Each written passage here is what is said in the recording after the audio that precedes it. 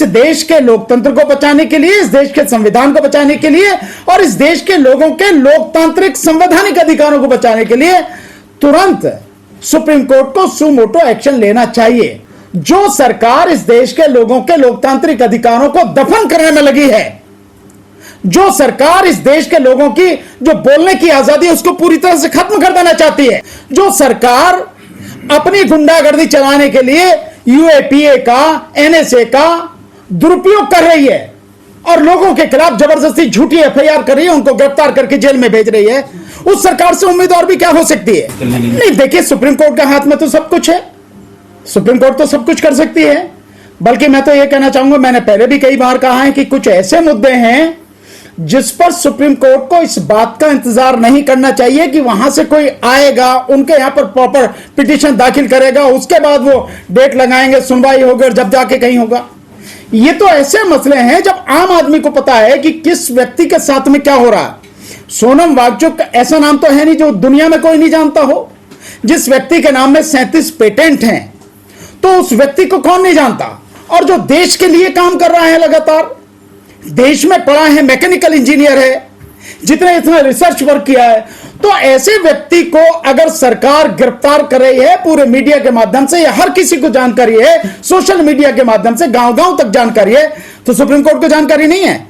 तो supreme court को तो होना यह चाहिए कि इस देश के लोकतंत्र को बचाने के लिए, इस देश के संविधान को बचाने के लिए और इस देश के लोगों के लोकतांत्रिक संवैधानिक अधिकारों को बचाने के लिए तुरंत सुप्रीम कोर्ट को सुमोटो एक्शन लेना चाहिए, पर नहीं लिया गया, किसी मामले में नहीं लिया।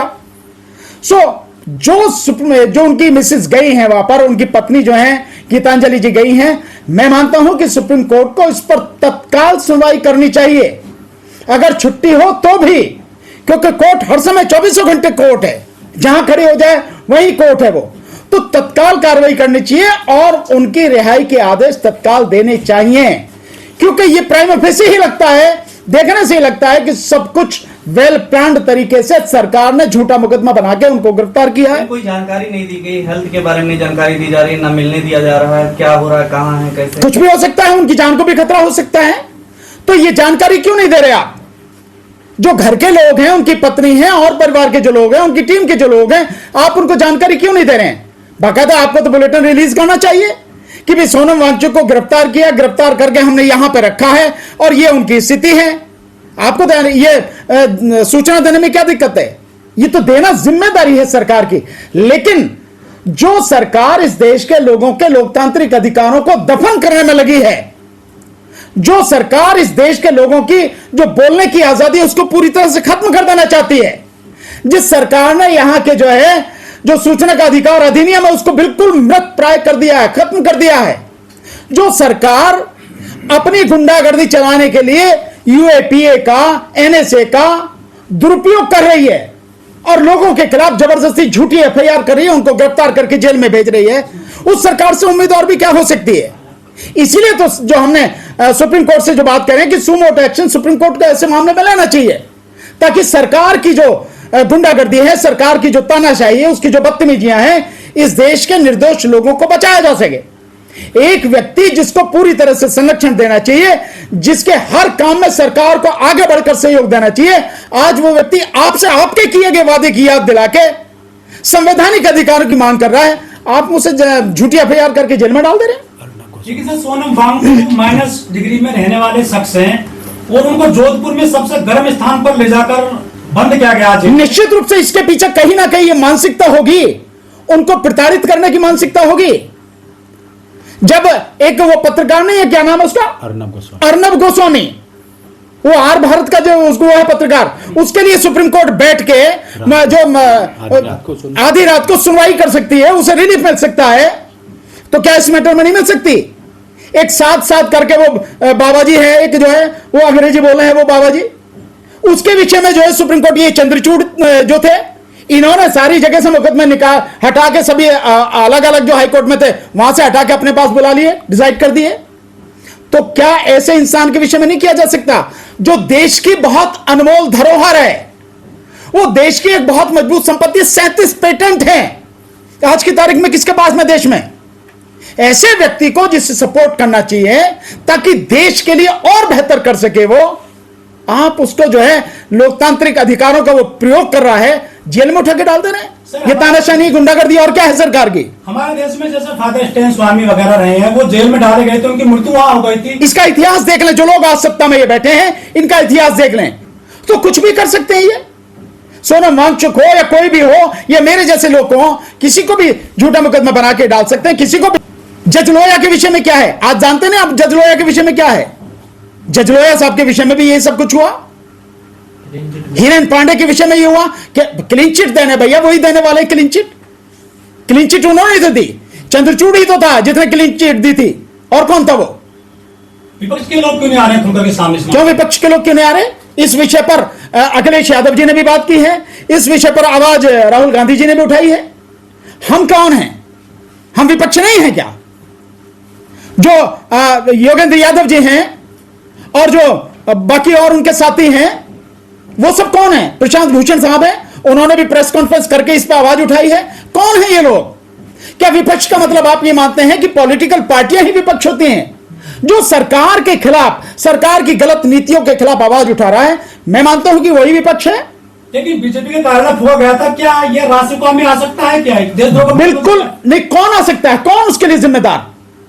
उसके लिए जिम्मेदार कौन है? क्यों ऐसी परिस्थिति हुई कि यह सब हुआ? आपने उससे पहले सुना क्यों नहीं? और दूसरी बात यह है कि अगर यह सब कुछ हुआ है तो क्या वही लोग जिम्मेदार है? जो 4 लोग मार दिए गए, वो लोग आखिर क्यों मरे? वो क्यों वो फूका गया? ये इन्वेस्टिगेशन का मसला है। तो क्या इन्वेस्टिगेशन हुई? कोई इन्वेस्टिगेशन नहीं हुई।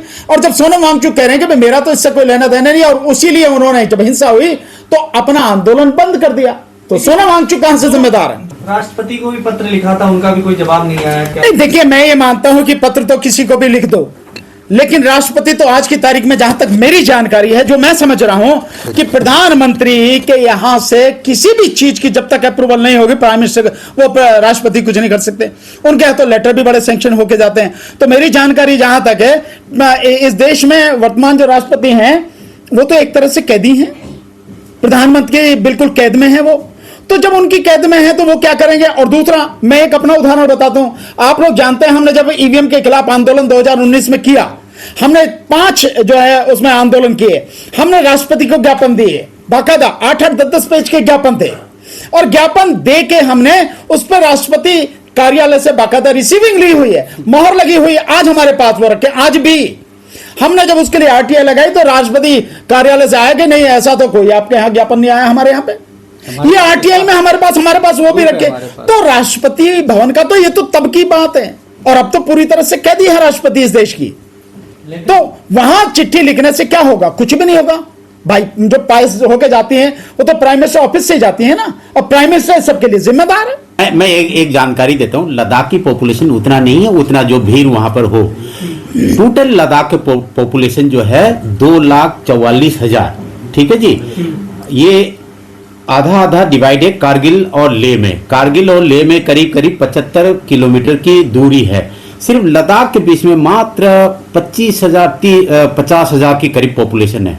वहां पर जो है एक बहुत बड़ी, मतलब जैसे जंतर मंतर में जो 5,000 20,000 की जो पॉपुलेशन, जो आंदोलनकारी जो भीड़ इकट्ठे होता है, उसी तरीके के वहां पर कैपेसिटी नहीं है। वहां पर मात्र 300-400 जो है वो उतनी, मतलब बड़ी मुश्किल से इकट्ठा हो सकता है। वहां पर एक गांव से दूसरे गांव जाने में कम से कम 5-6 किलोमीटर होता है। एक नमक का थैली लेने के लिए आपको ले आने के लिए एक दिन जाना, एक दिन वापस आने को होता है। तो अब जितनी जो इल्जाम जो लगा रहा है, ये सरासर ये गलत इल्जाम है। वहां पर पुलिस ने टीयर गैस पहले चलाया, उसके बाद छात्र जो है तितर पितर, मतलब इधर से उधर अनजाने में भागम भाग हुआ। तो अगर ये बताइए, जो बिना लाठी का, बिना हथियार का जो आंदोलन कर रहे हैं, उसमें अपने टीयर गैस और बंदूक कैसे चला दिया? जो एनएसए लगाया, क्या वो चार्ज वहां बनते हैं? बीजेपी कार्यालय जलाया गया था केवल। देखो ये तो वकील साहब। सोनम वांगचुक जो है ना, पहली बात तो उनके अगेंस्ट में अभी तक ऐसा कोई वीडियोज नहीं मिला है। आप ये देखते हैं कि कोई वीडियोस मिला हो, ऐसा कुछ भड़काऊ भाषण दिया हो तो बनता है, लेकिन अभी तक बीजेपी आईटी सेल ने कोई ऐसा वो सारा फैब्रिकेटेड सबूत है। वो सारे सबूत जो दे रहे हैं उनको फैक्ट चेक में उसको नेग्लेक्ट कर दिया कि भाई ये सबूत नहीं। पाकिस्तान और चाइना, आप जो बोले कि रात को चादर उड़ के भागा था क्या वो? MHA ने उसको वीजा दिया है। उसने रात को चादर ओढ़ के भागा नहीं है पाकिस्तान में। पाकिस्तान और चाइना तो मोदी जी भी गए थे, मोदी जी भी तो भाई साहब ऐसा है कि पत्रकार साहब उसको MHA ने, मिनिस्टर होम अफेयर्स ने उसको वीजा दिया है, उसका प्रेस कॉन्फ्रेंस में अटेंड। तो ऑफिशियल काम से गया है, कोई पर्टिकुलर। तो इसका मतलब जो है काम नहीं था। अमित शाह जी जिम्मेदार है इसका।